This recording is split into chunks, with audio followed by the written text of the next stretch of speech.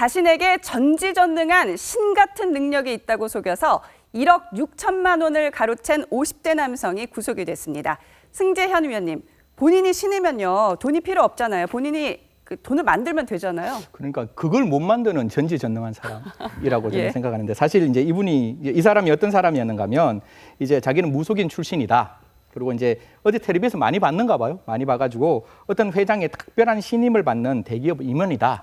이렇게 이제 이야기를 하면서 예. 자기는 신과 동일하기 때문에 귀신을 보고 귀신을 쫓을 수 있고 죽는 날을 알 수 있다. 이게 가장 어떻게 보면 많은 현혹의 대상이 돼서 죽는 날을 바꿀 수 있는 그런 어떤 얘기를 많이 했는 것 같은데, 그런 죽는 날을 알 수 있다는 특별한 능력이 있다고 거짓말을 해서 2015년 11월 4일에서 지난해 7월 21일까지 총 1억 6,900만 원을 가로챈, 굉장히 좀 어떻게 보면 참 믿지 못할 일이 발생했는 것 같습니다. 네, 이 피해자는 40대의 유모 씨 부부인데요. 강원도 원주의 한 탁구장에서 만났다고 합니다.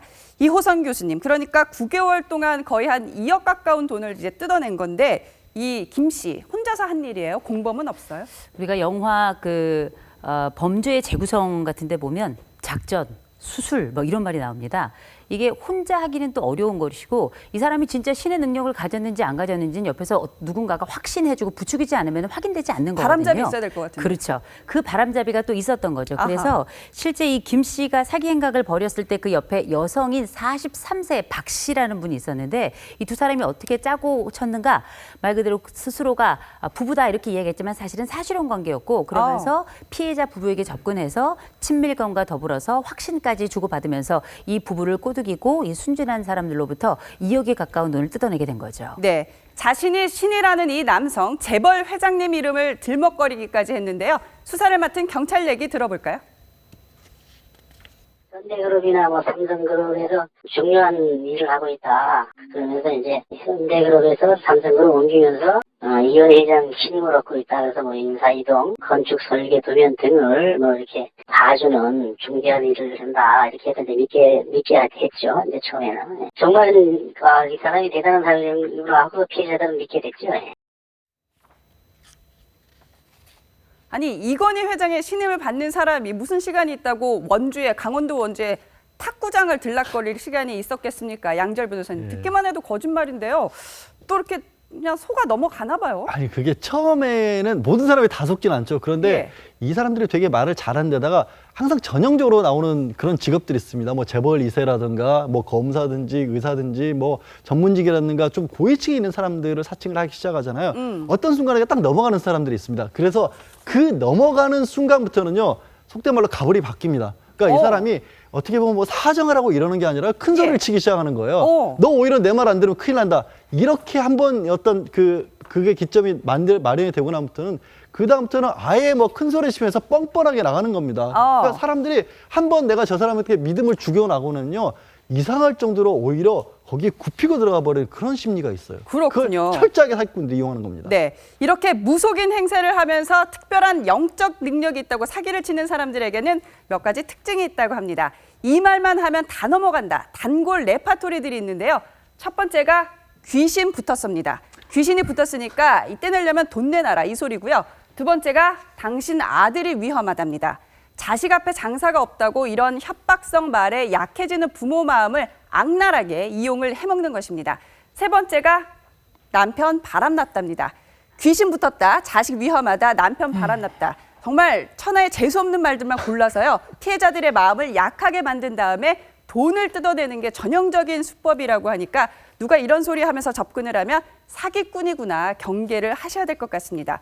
이호선 교수님, 누가 이런 소리 하면 소금을 뿌려야 될 것 같은데 이분들은 돈을 지갑을 열게 돼요. 사람 마음이 그런가 봐요. 이게 이제 사기라는 게 결국은 거짓의 집을 세우는 건데요. 이 거짓의 집은 어디 위에다 세우냐면 그 사람이 가지고 있는 불안이라고 하는 마음바닥 위에다 세우게 되는 거거든요. 그렇다 보니 지금 말씀하신 세 가지, 귀신이 붙었다, 아들이 문제 생길 거다, 바람이 난다, 이건 귀신이 붙었다는 거는 인간적인 두려움을 사용하는 거고, 아들이 잘못될 것이다, 이거는 부모로서의 가장 뼈아픈 부분을 건드리는 거고, 거기에 남편이 바람이 났다, 이거는 뒤집을 수 없는 또 하나의 여러 의심들과 불안을 가져오는 요소이기 때문에 이 세 가지, 귀신 붙었는데 안 떼면은 아들 문제 생기고 아들 문제 안 생기면 너 반드시 남편 바람나 이렇게 얘기를 하겠죠.